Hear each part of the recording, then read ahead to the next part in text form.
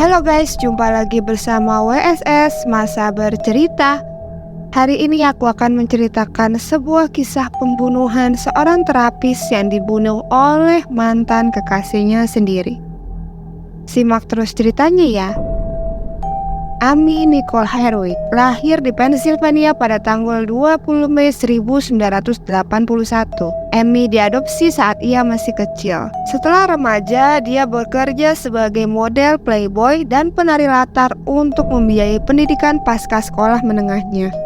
Dia belajar psikologi di California State Polytechnic University di Pomona dan mendapatkan gelar Master of Arts dari Pepperdine University di bidang psikologi klinis serta PhD dari Institute for Advanced Study of Human Sexuality yang tidak terakreditasi, dan kemudian menjadi seorang terapis pernikahan dan keluarga berlisensi. Jadi guys, Amy adalah seorang terapis yang terkenal di Hollywood Barat yang khusus melayani keluhan dalam bidang seks dan konseling keluarga. Dia secara teratur nih muncul di podcast TV dan saluran YouTube-nya untuk mendiskusikan karya-karyanya. Dia juga penulis buku The New Sex Bible for Women yang berisi tentang panduan lengkap untuk kesadaran diri dan keintiman seksual yang diterbitkan pada tahun 2014. Mungkin kalau di Indonesia, Amy itu sama ya kayak Dr. Boyke.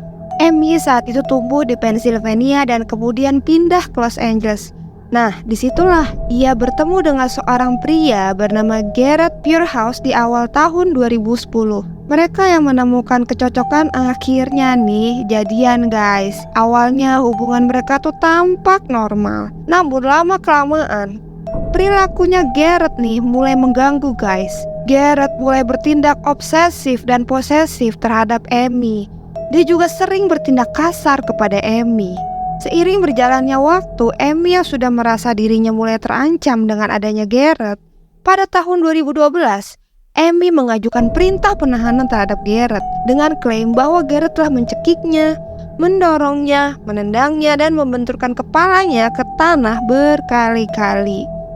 Padahal ya, menurut teman-temannya Amy, Garrett ini seorang yang tampan guys. Tapi sayangnya perilakunya sangat abusif dan menimbulkan ketakutan mendalam pada Amy yang pada akhirnya berujung pada tragedi. Setelah mereka berpisah, Garrett ini kan kerjanya sebagai insinyur IT, fotografer, dan komedian amatir ya. Dia tidak pernah benar-benar melepaskan Amy setelah mereka berpisah. Ketika mereka secara tidak sengaja bertemu di sebuah acara pesta pada Januari 2020, Garrett menunjukkan tanda-tanda kegelisahan dan ancaman terhadap Amy. Ketakutan Amy terhadap mantan pacarnya semakin meningkat. Bahkan dia menyatakan kepada temannya bahwa jika sesuatu terjadi padanya nih, Garrett lah pelakunya. Seiring berjalannya waktu, pada musim panas tahun 2017, Amy bertemu dengan komedian Drew Carey pertama kali di sebuah pesta.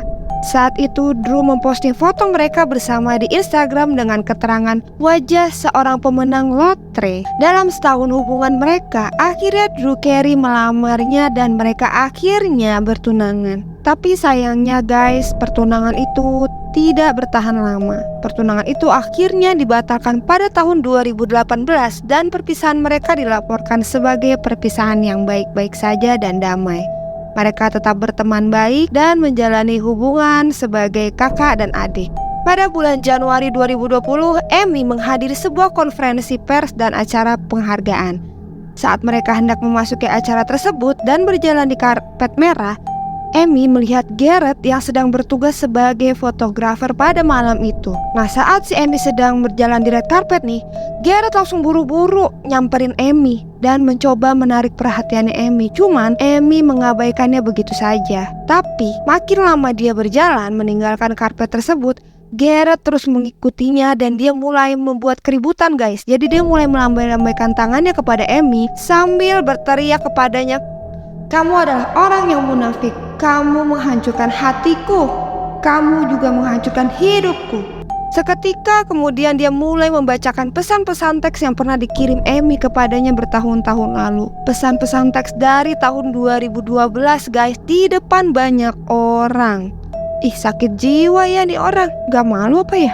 Nah, Amy yang mendengar Garrett udah teriak-teriak kayak gitu guys, Amy tetap stay cool dan menenangkan diri. Sampai akhirnya hatinya sudah tenang, akhirnya dia melanjutkan dan memasuki acara tersebut lagi. Di sela-sela acara, Garrett nyamperin dia lagi guys. Dia nyamperin ke meja tempat Amy duduk dan membisikkan sesuatu ke telinganya. Sampai akhirnya Amy dan Garrett terpaksa meninggalkan tempat dan berbincang selama sekitar 45 menit. Sampai acaranya akhirnya berakhir guys. Amy dan tamunya yang bernama Hernando pergi ke restoran setelahnya dan dia menceritakan semua hal tentang Garrett. Ia memberitahu Hernando bahwa ia akan mengganti kunci pintu rumahnya setelah semua kejadian itu. Ia sangat terguncang setelah bertemu Garrett dan tidak pernah merasa aman. Amy saat ini tinggal dengan teman sekamar laki-lakinya yaitu Michael Herman. Jadi ia merasa cukup aman karena ada orang laki-laki yang menemaninya. Amy juga menelpon sahabatnya yaitu Robert dan menceritakan apa yang terjadi pada Garrett. Hari Valentine segera tiba guys, dan Amy memutuskan untuk menghubungi mantan tunangannya yaitu Drew Carey. Amy mengajaknya bertemu di akhir pekan hari Valentine dan Drew dengan senang hati menyetujuinya. Drew sangat merindukannya. Sayangnya mereka tidak akan pernah bertemu lagi karena nyawa Amy telah direnggut oleh mantannya. Singkat cerita, pada hari Valentine, Amy memulai harinya dengan hiking bersama seorang teman wanitanya. Sore harinya, ia bertemu dengan sekelompok teman dekatnya untuk menghadiri pertunjukan burlesque. Setelah itu, rombongan teman-temannya pergi ke hotel terdekat untuk nongkrong dan minum-minum nih guys. Ia lalu pulang sekitar pukul 1 dini hari dan dia naik nih ke kamar tidurnya di lantai 3. Tetapi dia tidak sendirian saat itu. Seseorang telah menunggunya ketika Amy mencapai ambang pintu kamar tidurnya. Si penyusup rumah menyerangnya dengan kejam. Keributan itu membangunkan teman sekamar Amy yaitu Michael, dan dia mendengar suara seperti tubuh-tubuh yang terbanting ke lantai. Saat itu Amy sempat menjerit guys, tapi si penyusup berhasil meredam jeritannya. Mungkin pada saat itu penyusupnya langsung menyekap Amy supaya tidak bersuara lagi ya. Michael tampaknya tidak dapat menemukan teleponnya untuk meminta bantuan. Jadi ia mulai berteriak dan berlari keluar untuk mencoba mencari seseorang untuk menolongnya. Ia pergi ke rumah tetangga dan mengetuk pintu rumah tetangganya, namun sayangnya tidak ada jawaban. Ia pergi ke rumah orang lain di seberang jalan dan menggedor pintunya, tetapi tidak ada yang menjawab juga guys. Sampai akhirnya Michael melihat seseorang berjalan di jalan raya dan ia menghentikan mereka dan memohon kepada mereka untuk meminta bantuan pada pukul 1:14 dini hari. Mereka saat itu segera membawa Amy ke rumah sakit, tapi sayangnya ia meninggal tak lama kemudian. Di tempat kejadian perkara, polisi menemukan jarum suntik berisi cairan yang diidentifikasi sebagai nikotin dengan dosis yang sangat tinggi dan mematikan. Penyusup itu pasti sudah tahu dan sudah berencana untuk mengakhiri hidupnya dengan obat bius.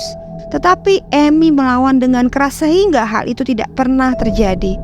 Ia pasti berputar dan mendorongnya dari atas balkon. Sampai akhirnya Amy pun terjatuh. Tersangka nomor 1 saat itu adalah mantan pacar Amy, yaitu Garrett. Polisi mendatangi rumah Garrett untuk diinterogasi. Dan setibanya di sana, mereka menemukan merek dan jenis jarum suntik yang sama persis dan berisi nikotin. Matanya juga lebam parah, namun ia beralibi bahwa matanya tersebut lebam karena kecelakaan renovasi rumah. Tetapi sayangnya dia tidak bisa menipu siapapun. Polisi pun langsung menangkapnya di tempat. Tetapi sayangnya Garrett dibebaskan beberapa hari kemudian setelah membayar uang jaminan sebesar 2 juta US dollar. Tapi sayangnya Garrett ditangkap lagi keesokan harinya. Ia didakwa dengan satu tuduhan pembunuhan dan perampokan rumah tingkat pertama dengan tuduhan keadaan khusus, yaitu mengintai. Ada setumpuk bukti yang memberatkan Garrett, cukup untuk membuatnya dipenjara seumur hidup. Selama penyelidikan, polisi LAPD menemukan bukti DNA di bawah kuku Amy yang sangat cocok dengan DNA-nya Garrett. Polisi juga menemukan rekaman CCTV keamanan dari rumah tetangga yang memperlihatkan Garrett melompati pagar untuk masuk ke halaman belakang rumah Amy. Dengan semua itu, juri akhirnya memutuskan Garrett bersalah dan ia dijatuhi hukuman penjara seumur hidup tanpa kemungkinan pembebasan bersyarat. Kematian tragis Amy Hardwick menyisakan duka mendalam bagi orang-orang yang mengenalnya dan menggarisbawahi pentingnya perlindungan hukum bagi korban kekerasan dalam rumah tangga dan penguntitan. Ironisnya nih, Amy itu kan berprofesi sebagai terapis seks dan konseling keluarga ya. Sering menangani pasien dengan masalah yang serupa dengan yang dialami. Tapi mengapa hal itu malah menjadi sesuatu yang merenggut nyawanya? Jadi itulah guys, gimana menurut kalian tentang kasus ini? Tolong tulis di kolom komentar ya. Sekian dulu cerita dari kami. Jangan lupa like and subscribe channel ini. Terima kasih sudah menonton. Sampai jumpa di kasus berikutnya. Assalamualaikum.